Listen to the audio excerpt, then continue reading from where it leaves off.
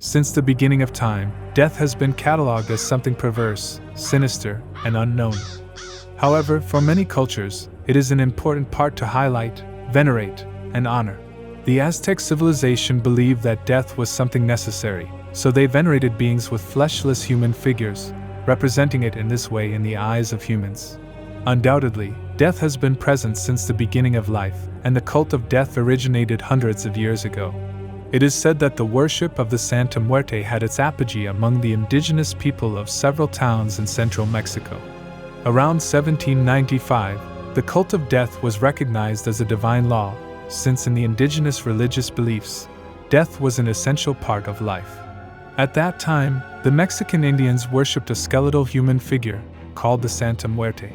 In the small villages, the veneration of the Santa Muerte was potentially open and everyone worshipped him without suspicion.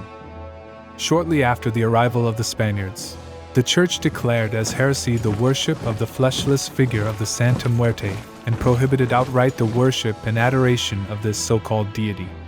By destroying all temples of worship and great altars dedicated to Santa Muerte, the Spaniards and the Catholic Church believed they had eradicated its worship.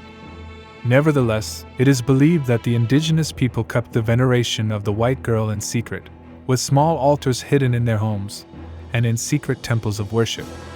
Thus, it is believed that the Santa Muerte remained hidden for hundreds of years, and over time her worship faded away. It is said that on a hot night in the small town of Catemaco, in the mid-19th century, a renowned shaman of the area received a great task from the Santa Muerte when he was returning home to rest after a long day of work. According to the story, it is said that when the shaman arrived home, a strange sensation ran through his whole body, and a fleeting shiver made him tuck himself in, even though that night the heat was more intense than usual.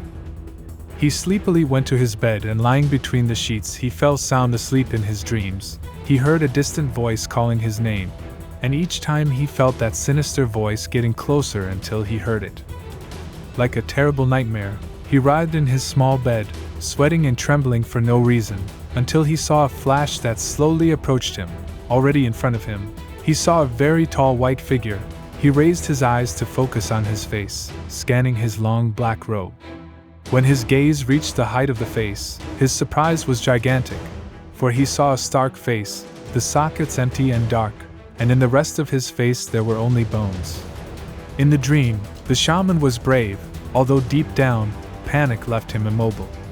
The skeletal figure turned to him and said, "Man, you will be the one to make sure the world knows me."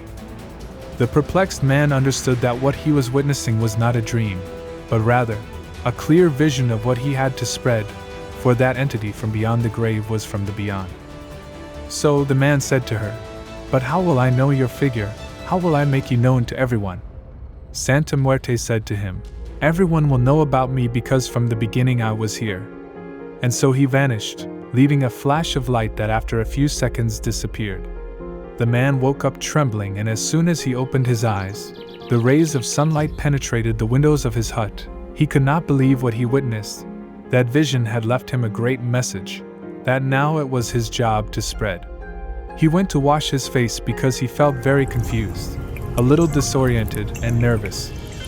When he turned to one of the walls of his hut, there was a large image drawn.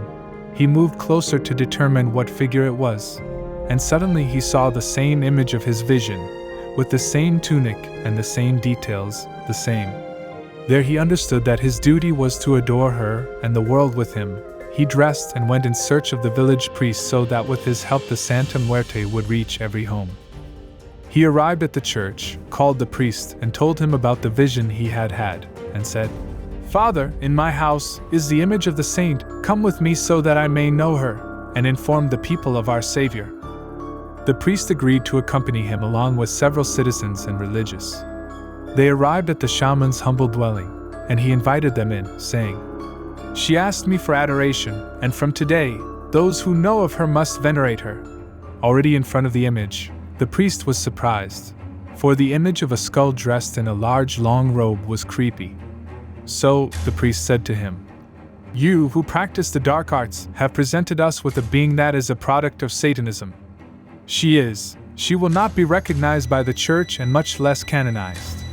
Everyone in the place was surprised by the image. The Santa Muerte caused fear and anxiety because everyone was afraid of the unknown death. Many said that the end of life is governed by God, and not by the so-called Santa Muerte.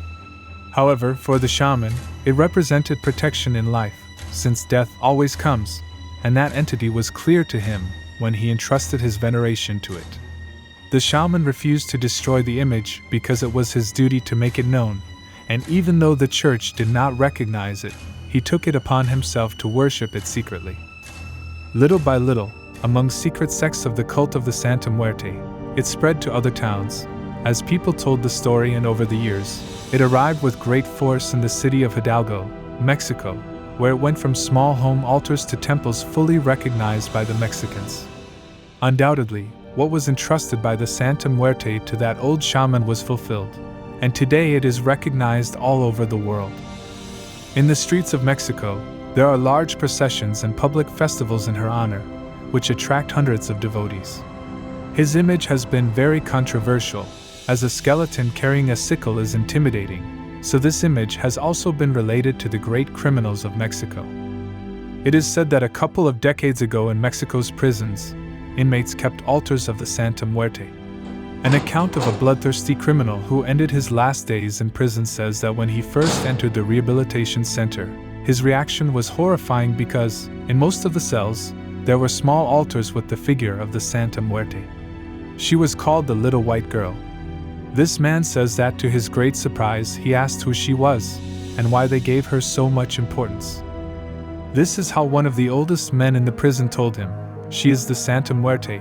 She is the only one who can save you, the one who will give you forgiveness and protection, because on this side there is no divine power that can free us from condemnation, more than her." The confused man continued with his investigation for days, because he did not understand who the white girl was. Over the years, the stories about the Santa Muerte protecting criminals and drug traffickers spread, which is how the man decided to ask for his family and himself.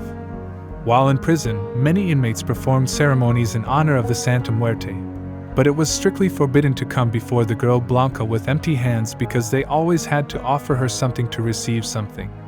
Thus, he attended. The rite was chilling, among candles, little light, and countless statuettes of the Santa Muerte with different clothes, gave way to the endless prayers that worshiped the protective entity.